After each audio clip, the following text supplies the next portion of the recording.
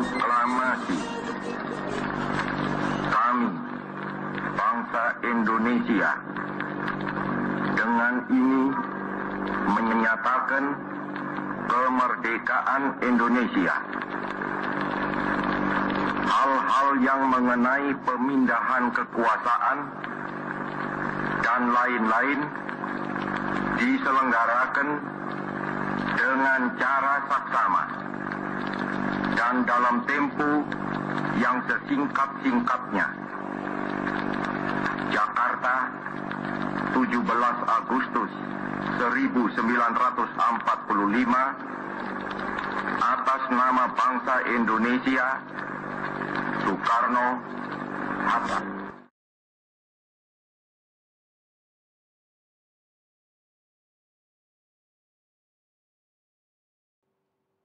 76 tahun sudah Indonesia merdeka, tepatnya pada tanggal 17 Agustus 1945. Bangsa Indonesia memproklamasikan kemerdekaannya dari kolonialisasi dan pendudukan bangsa asing. Sebagai bagian dari bangsa Indonesia, Jemaat Ahmadiyah Indonesia tak lepas dari usaha-usaha untuk membela bangsa serta mewujudkan kemerdekaan negara tercinta. Salah satu tokoh yang turut berperan dalam menjaga kedaulatan Indonesia serta mempertahankan kemerdekaan di masa-masa awal berdirinya republik ini adalah Syed Shah Muhammad. Beliau adalah seorang mubalik dan cendekiawan Ahmadiyah.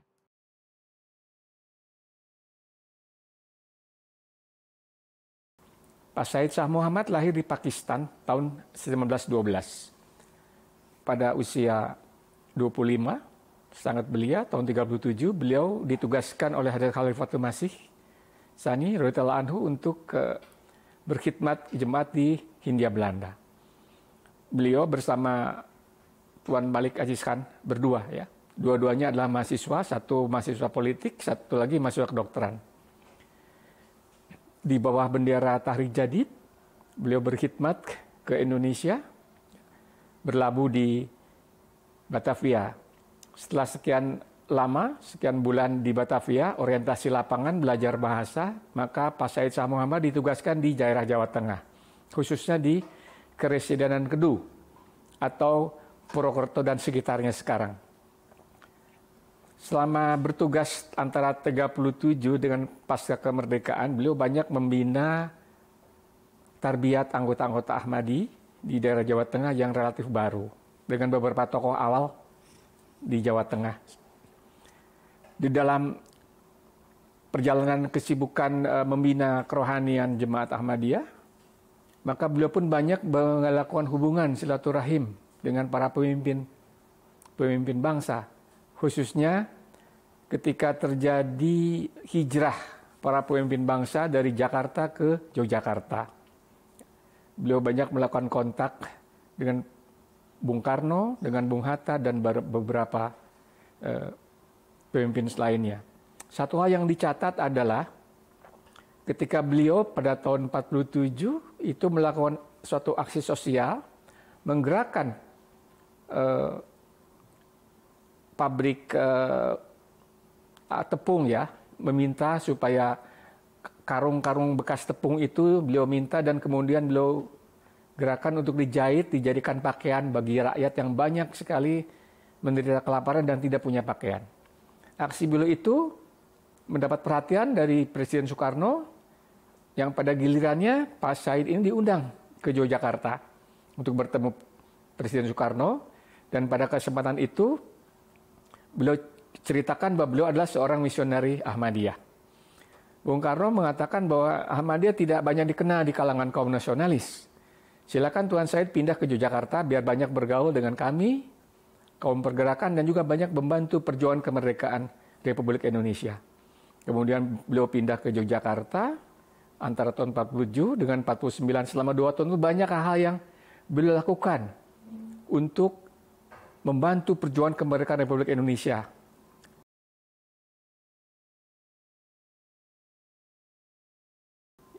Misalkan ketika beliau menggerakkan legiun veteran asing, ya, orang-orang India, orang Pakistan juga digerakkan dalam suatu parade militer, semi militer, bahwa itu kemerdekaan Republik Indonesia juga didukung oleh para migran dari India dan dari Pakistan.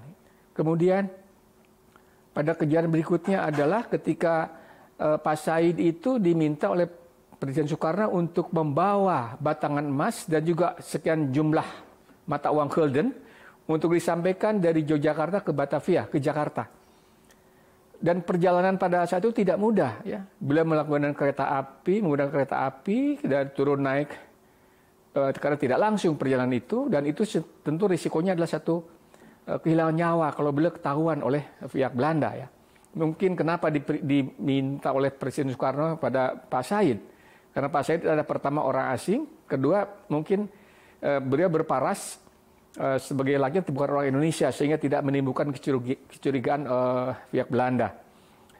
Amanat yang disampaikan itu beliau serahkan kepada para pemimpin Sari Pres, itu yang dicatatkan, yaitu untuk membantu dana perjuangan kemerdekaan Republik Indonesia. Banyak hal yang dilakukan selama beliau itu menjalankan tugas-tugas misioneri juga untuk membantu kemerdekaan Republik Indonesia. Di antaranya adalah beliau juga mengisi siaran di radio Republik Indonesia, siaran bahasa Urdu dan bahasa Inggris untuk menggelorkan perjuangan kemerdekaan Republik Indonesia. Dan siaran-siaran beliau itu banyak diterima di benua alit, ya, di India maupun di Arab, di Mesir. Bagaimana sesuatu yang terjadi di Indonesia. Dan pada saat itu mesti difahami bahwa Republik Indonesia itu dalam keadaan genting, ya. Tetapi beliau tetap membantu perjuangan demi tegaknya Republik Indonesia. Kiprah yang lain adalah suatu kejadian ketika Konjen Republic of China, Mr. Chiang, beliau pendek kata itu berkunjung ke Jogja, diterima di Istana Negara oleh Presiden Soekarno, dan Mr. Chiang itu berpidato mengkritik kebijakan Republik Indonesia yang menyebabkan terjadinya kerusuhan sosial di beberapa daerah. Sebagai tuan rumah tentu tidak elok pemerintah untuk memberikan balasan pidato dan sebagainya seperti itu. Tetapi Pak Said kemudian berdiri dan meminta izin untuk menjelaskan apa yang sesungguhnya terjadi. Dan beliau kupas kejadian seperti itu untuk memberikan klarifikasi atas pidato Mr. Chiang itu. Setelah pidato usai, beliau itu didatangi oleh para pemimpin, ya. Yang dicatat itulah Pak Panglima Besar Jenderal Sudirman datang menghampiri beliau mengucapkan terima kasih. Juga Sri Sultan Hamengkubuwono IX mengucapkan terima kasih, dan juga beberapa pejabat lainnya. Dan pidato beliau itu banyak disebarkan di surat-surat kabar pada saat itu, baik berbahasa Indonesia maupun berbahasa Inggris. Itu yang dicatat. Kemudian yang perjuangan-perjuangan lain banyak yang dikerjakan, ya. Puncaknya adalah ketika beliau itu diajak oleh Presiden Soekarno menjadi satu pesawat bersama 12 orang lain, ya. Ketika pemerintahan Soekarno kembali dari Yogyakarta ke Jakarta, yaitu pada tanggal 29 Desember 1949, ya. Nah, itu adalah satu pengakuan yang tidak bisa dilupakan kepada Pak Said, ya, oleh Presiden Soekarno dan pejabat pemerintah negara Republik Indonesia.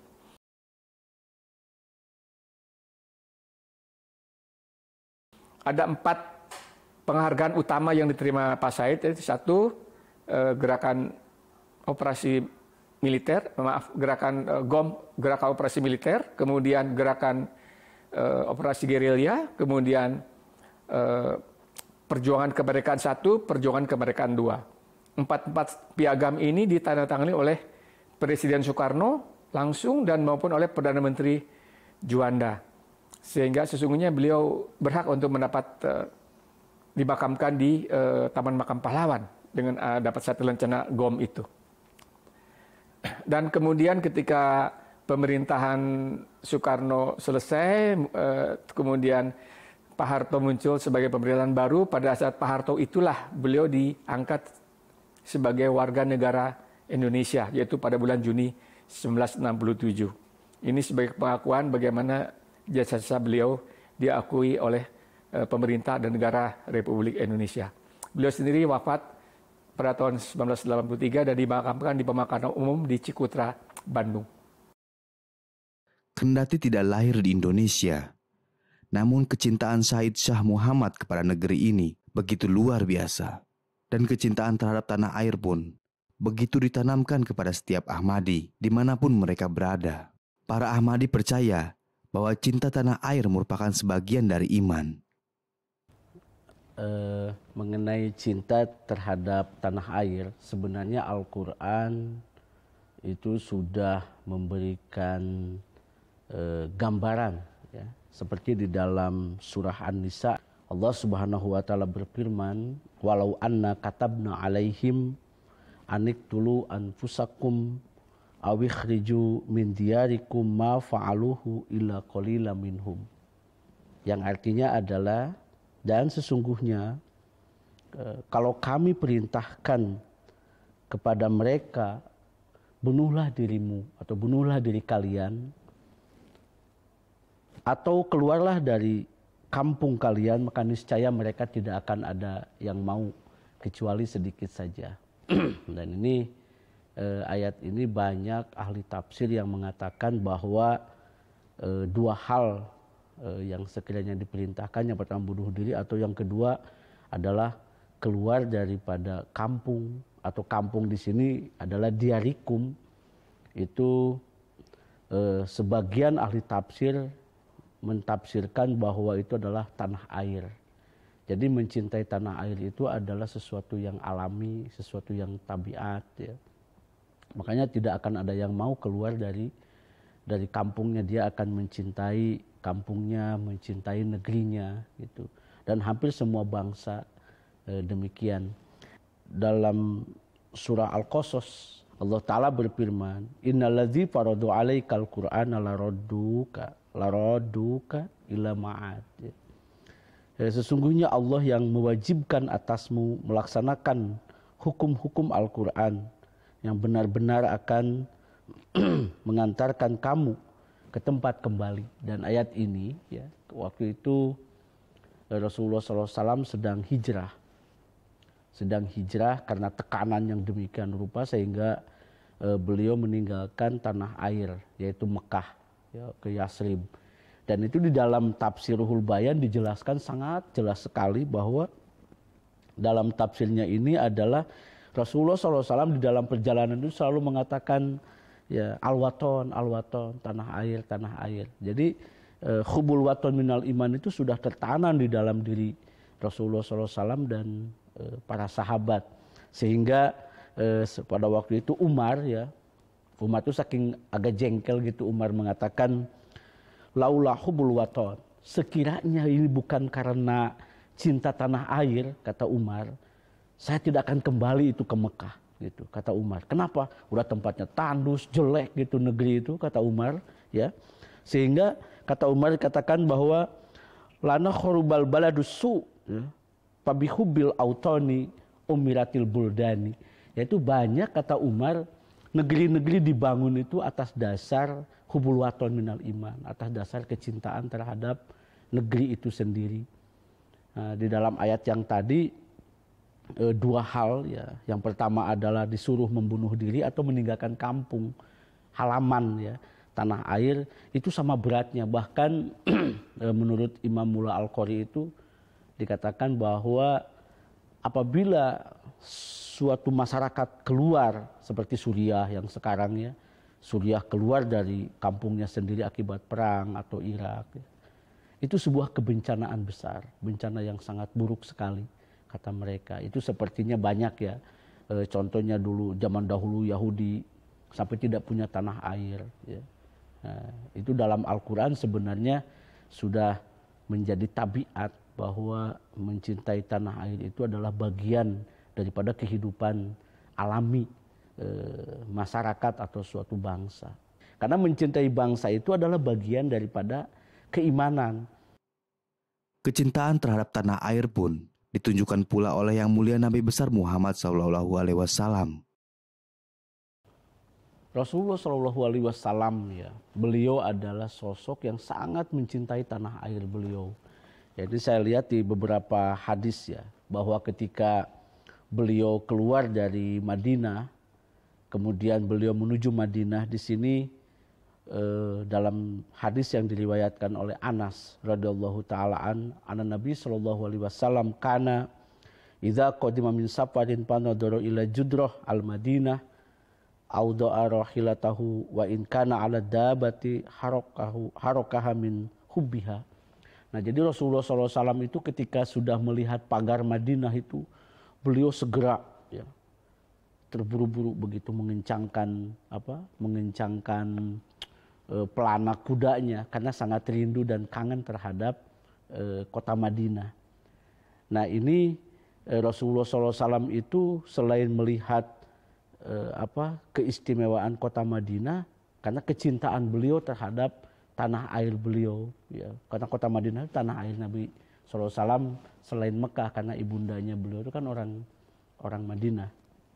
Padahal kalau kita lihat tanah air beliau ini kan bukan tanah yang subur, bukan tanah yang bagus, tanah yang tandus, batu, dan ini menjadi kias, ya, menjadi kias bagi kita pada hari ini. Dia juga harus mencintai tanah air sebagaimana Rasulullah SAW seperti itu mencintai tanah airnya.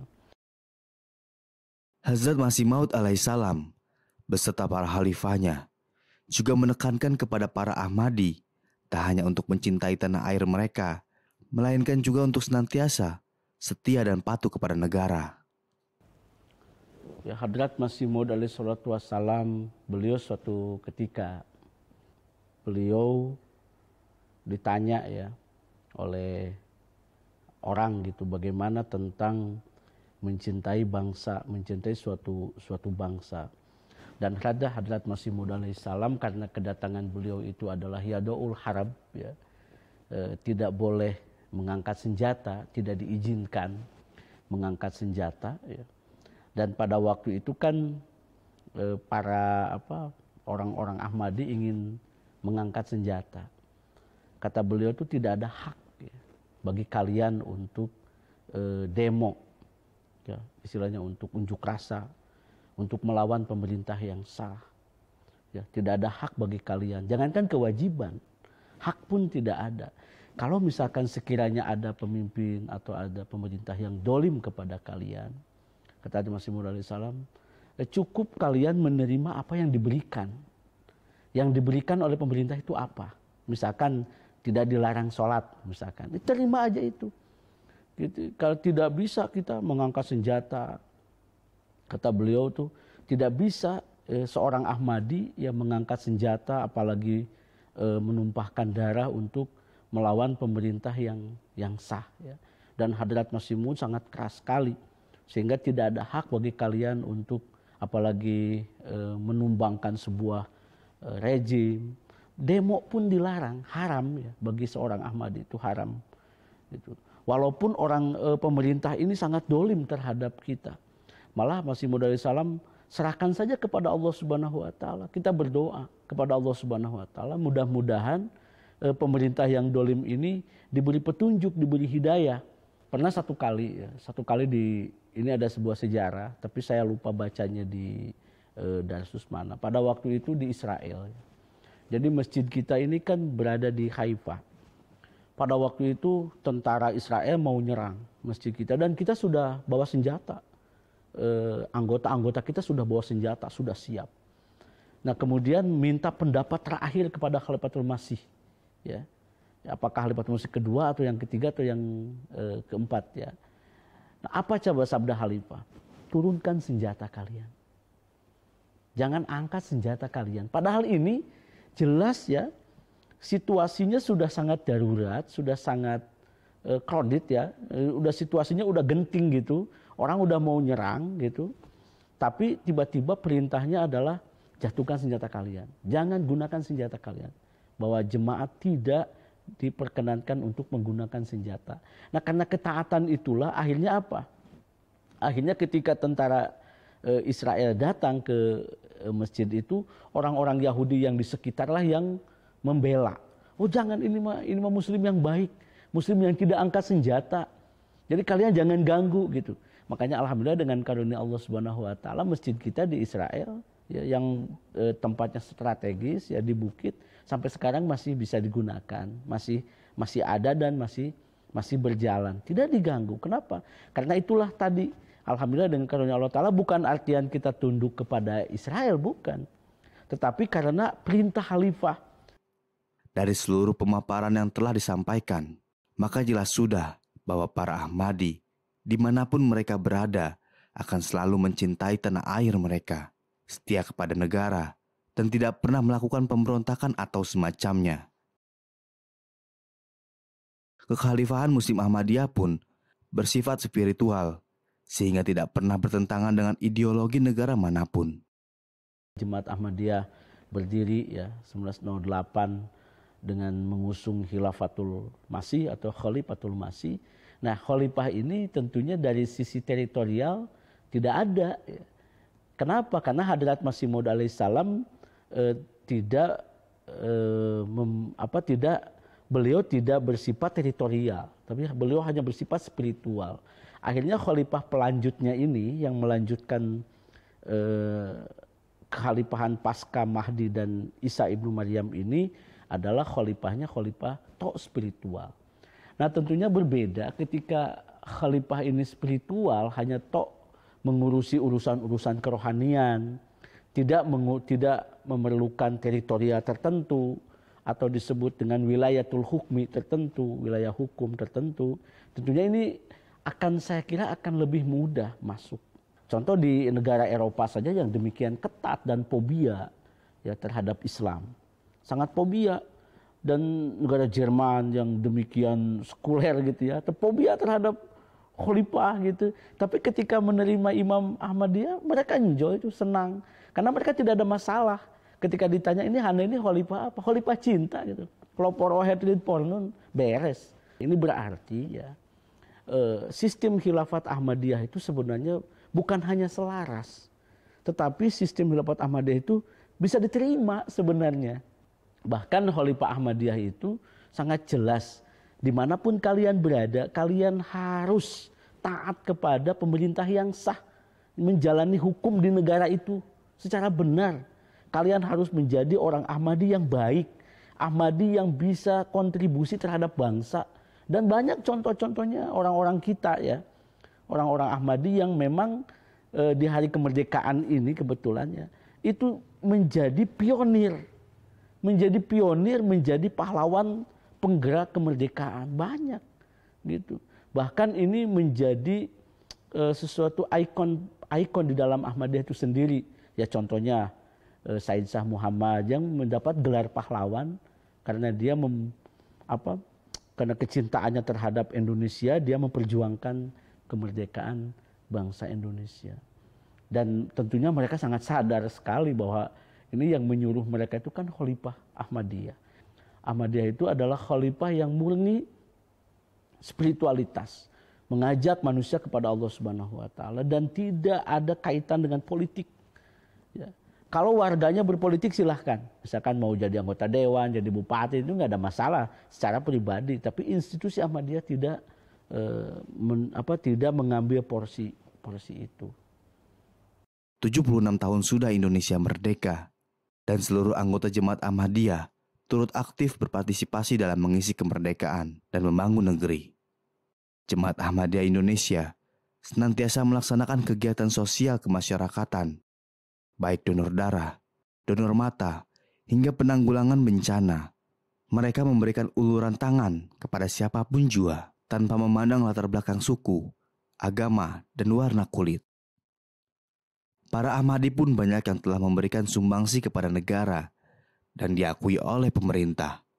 Semua itu dilakukan tak hanya untuk mengamalkan ajaran Islam yang hakiki, namun juga karena kecintaan yang mendalam terhadap Negara Kesatuan Republik Indonesia.